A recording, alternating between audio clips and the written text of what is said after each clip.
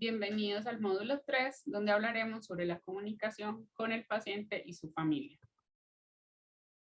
Vamos a empezar con mencionar que la comunicación debemos conocer unos fundamentos básicos.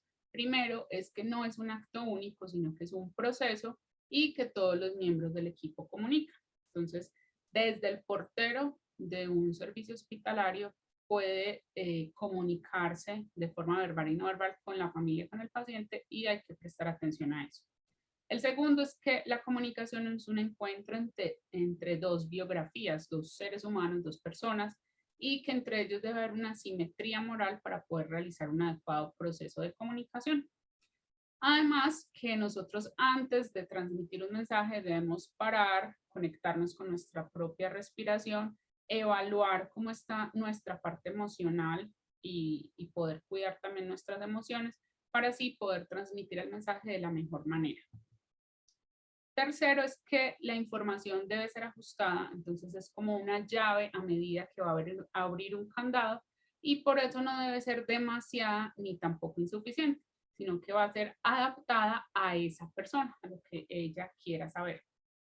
Y que hay necesidades cambiantes. Un paciente hoy puede decir, no, no quiero saber absolutamente nada de mi enfermedad, y al otro día decirte, no, doctor, yo ya sí quiero saber, venga, infórmeme. Y para poder saber, pues obviamente, qué necesidad tiene el paciente y hasta dónde le damos esa información, la pregunta va a ser la herramienta fundamental, porque no debemos dar nada por supuesto. Siempre debemos preguntarle al paciente qué desea y qué quiere. Y para esto hay dos preguntas claves. La primera, ¿cuánto sabe el paciente? Que podemos mencionar e ir indagando como qué le han dicho anteriormente de su situación, o usted qué cree o qué sospecha que le pasa, por qué piensa que tiene ese dolor o por qué piensa que está perdiendo peso. Y la segunda pregunta, ¿cuánto quiere saber? Entonces, cuando el paciente, yo le digo, ¿usted quiere saber? Y me dice sí, entonces debo preguntar cuánto quiere, qué nivel de profundidad desea, si solamente del diagnóstico, si solamente quiere saber el pronóstico, el tratamiento, si quiere saber todo a detalle o solamente que le hablemos a grandes rasgos, porque se dice que respetar la autonomía del paciente también es poder respetar cuando él dice no quiero saber absolutamente nada de lo que tengo y por favor infórmenle a mi familia o a un tercero porque yo no quiero tener ningún tipo de conocimiento sobre la situación. Tenemos tres reglas básicas para compartir la información. La primera es que el proceso de comunicación de estas malas noticias debe ser de forma gradual en la medida de lo posible. Si yo sé que un paciente lo voy a tener hospitalizado unos días, yo puedo ir acercándolo y lo puedo ir preparando a esta mala noticia que le voy a dar. Supongamos diciéndole, bueno, te vamos a hacer un examen porque ese síntoma que tienes no es normal, hay que buscar, puede ser algo bueno, pero también puede ser algo malo.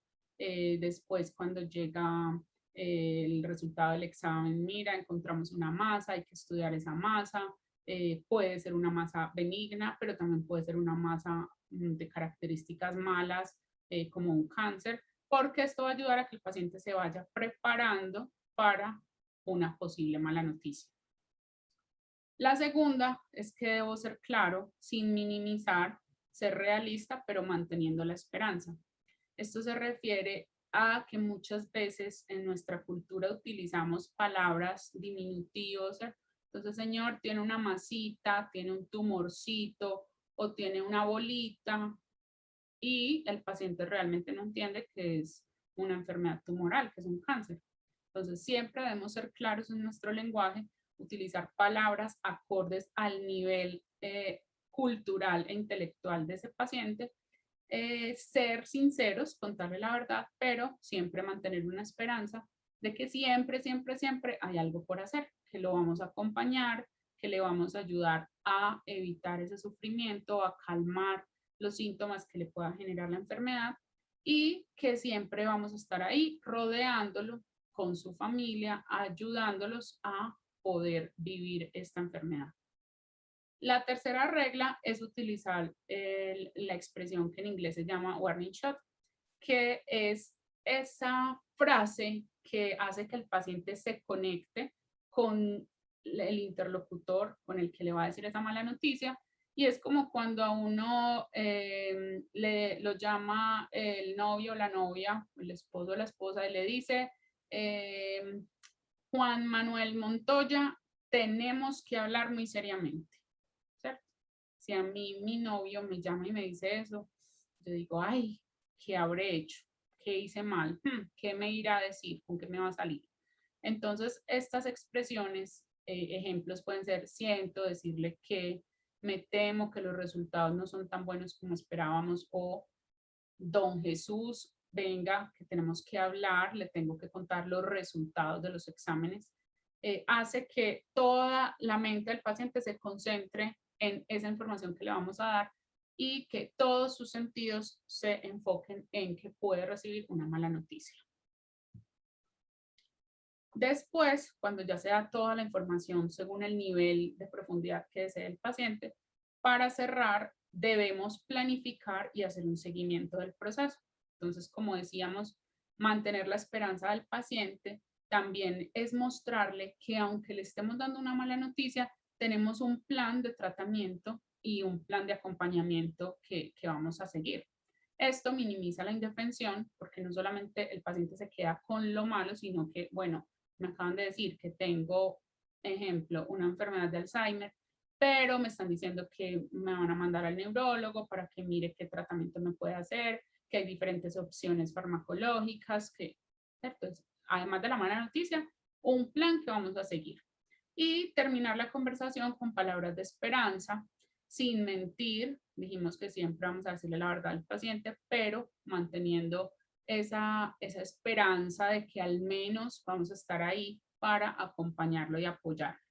Y brindar claves de apoyo, herramientas en las que el paciente también se pueda ayudar, de la familia, de la comunidad, de voluntarios, de programas de pacientes o programas para manejo del duelo, apoyo en el duelo a los familiares.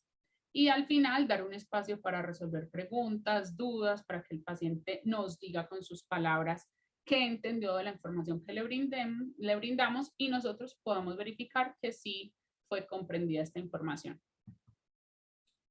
Bueno, entonces, ¿qué es una mala noticia? Se dice que es cualquier información que vaya a producir una alteración negativa en las expectativas que una persona tiene con respecto a su presente o su futuro, y que esta información va a traer además un déficit emocional, comportamental y cognitivo que va a persistir un tiempo después de haber recibido esa noticia. En conclusión, es cualquier información que vaya a alterar negativamente la visión que tiene el paciente de su futuro. Y obviamente no va a ser solamente que un paciente falleció o que un paciente tiene una enfermedad terminal, ¿cierto? Puede ser que ya no está respondiendo al tratamiento curativo y lo vamos a ingresar a un programa de cuidados paliativos, que tiene una enfermedad terminal como cáncer, cirrosis, EPOC avanzado, que tiene una enfermedad crónica como diabetes mellitus, insuficiencia renal crónica, o una enfermedad estigmatizada como VIH, SIDA, tuberculosis. Ahora el diagnóstico de COVID muchas veces es una mala noticia para un paciente. El manejo al término del final de la vida, si se va a hacer o no resucitación o reanimación cardio-cerebropulmonar, si van a donarse órganos o no, mala evolución de una enfermedad, recurrencia de una enfermedad o mal pronóstico o que no está respondiendo al tratamiento o que se presentó un evento adverso de un tratamiento, de un procedimiento o una complicación o secuela de uno de ellos. En general, cualquier diagnóstico, cualquier información que vaya a afectar la vida del paciente. Y obviamente estas malas noticias no afectan solo al paciente, también afectan a la familia, a ese núcleo social que está alrededor de esa persona, como lo son amigos, personas que trabajan con ese paciente, ¿cierto? Su círculo social, y también nos va a afectar a nosotros como personal de la salud que tenemos que dar esa mala noticia. Entonces recordemos que quien define qué es una mala noticia es quien la sufre. Al paciente es el que determina qué es una mala noticia. Puede que para nosotros sea muy normal decir varias veces al día, hay que dejarlo hospitalizado, hay que hacerle quimioterapia, hay que llevarlo a una hemodiálisis, pero para el paciente que está viviendo eso, que es él, es su vida, es su salud, puede que una cosa tan sencilla como decir, señor, don Pedrito, lo tenemos que dejar hospitalizado, sea una catástrofe para don Pedrito, porque don Pedrito vive en una vereda a las afueras de Medellín, en un pueblo, y dice que me dejen hospitalizado implica que mi familia tiene que venir aquí, donde va a dormir, quién me va a cuidar, quién va a darle comida a mis vaquitas, a mis gallinas. Entonces miren que para esa persona puede ser una noticia muy mala quedarse hospitalizado, como para nosotros puede ser algo muy normal. Los errores más comunes entonces a la hora de comunicarnos las noticias, primero, no valorar el entorno ni el momento en que las damos. Segundo, presuponer lo que sabe el paciente. Muchas veces nos dicen, no, ya el paciente sabe que tiene cáncer y entramos a hablar con él y me ha pasado, no, a mí el médico me dijo que tenía una masa, entonces una masa es buena, ¿cierto? Porque si fuera mala me hubiera dicho que tenía cáncer, pero no, estoy muy contento porque me dijo que tenía una masa. Entonces, ojo con esos términos que pueden ser confusos para el paciente. Tercero, presuponer lo que el paciente quiere saber y a veces damos por hecho que le vamos a dar toda la información al paciente porque pensamos que obviamente quiere saber y resulta que muchos pacientes pueden decidir autónomamente, no quiero que me cuenten nada. Cuarto, utilizar tecnicismos. Quinto, considerar que entre más información demos va a ser mejor. Muchas veces empezamos a explicar y hablamos del diagnóstico, del pronóstico, del tratamiento, del plan de manejo, y resulta que el paciente, desde que le dimos el diagnóstico, le dijimos, señor, usted tiene cáncer, y el paciente se quedó bloqueado. Y ya toda la otra información que le dimos no la entendió. Sexto, tener prisa, esa sensación de tengo afán, me tengo que ir rápido, se percibe. Séptimo, considerar que la información es el objetivo, sin importar cómo la demos. Y octavo, creer que si se ha dado la información, esta ha sido comprendida. Y como todos sabemos, el proceso de comunicación es difícil.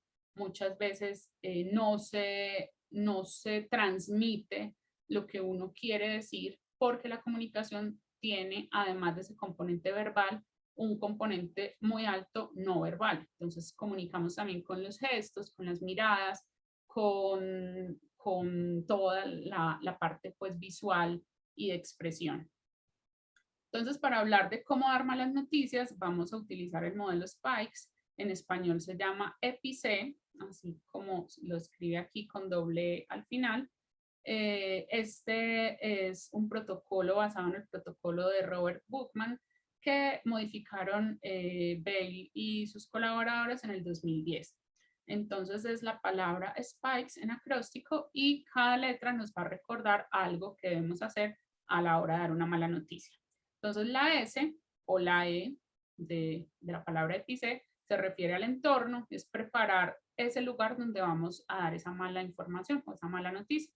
Entonces que sea un lugar tranquilo, que sea un lugar donde haya silencio, donde haya privacidad, donde podamos sentarnos con calma a hablar con ese paciente y con esa familia, que no esté violando la privacidad, ¿cierto? Si yo voy a entrar a una habitación donde es una habitación compartida y de pronto hay más familiares con el paciente de al lado, viendo televisión o contando chistes, pues de pronto no va a ser el lugar adecuado para darle una mala noticia a este otro paciente. La P se refiere a la percepción y es descubrir o preguntar qué sabe el paciente, como dijimos. ¿Usted qué cree que le pasa o qué le han dicho anteriormente o por qué cree que le mandaron ese examen? ¿Cierto? Como descubrir qué percibe él. La I es de invitación y es preguntar cuánto quiere saber. Ya dijimos, primero preguntar si sí o si no quiere saber y segundo, cuánto, con qué profundidad quiere conocer la información que le vamos a dar. En el próximo video vamos a continuar con el modelo Spikes, ya viendo las otras 3 letras que nos faltan. Gracias.